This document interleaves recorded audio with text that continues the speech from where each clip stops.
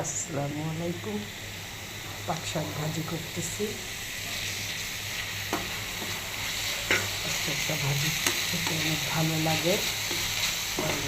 এই শাকটা রেখে দেবো, কতটুকু রেখে দিয়েছি। আপনি 1 বছর পর্যন্ত এই পাট শাকটা রেখে খেতে পারবেন ফ্রিজে। একটা পদ্ধতি আছে, ওটা করে ফেলেছি, এখন আর দেখাবো না। অন্য আরেকদিন আনলে দেখাবো কীভাবে পাট শাক সংরক্ষণ করতে হয়। সব ধরনের শাক সব কিছুই সংরক্ষণ করা যায়।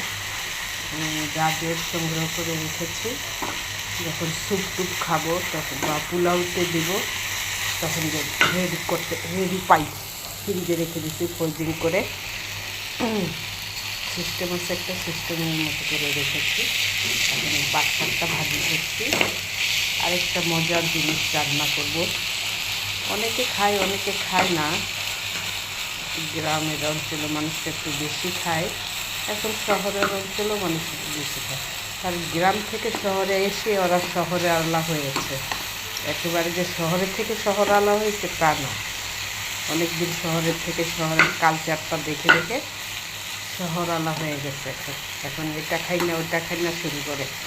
গ্রামে তো আগে সবই খেয়েছিল। যাই হোক, আমার শাক বাগানটা খুবই সুন্দর হয়েছে, দেখতে থাকুন। দিয়ে ফেলেছিলাম, হয়ে গেছে আমার পাট শাক ভাজি। বেশি করে পেঁয়াজ দিয়ে কাঁচামরিচ দিয়ে ঝাল ঝাল করে করছি।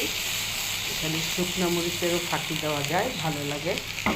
আমি আর দেবো না শুকনো মরিচের ফাঁকি, পাট শাকটাই ভাজি করেছি। এই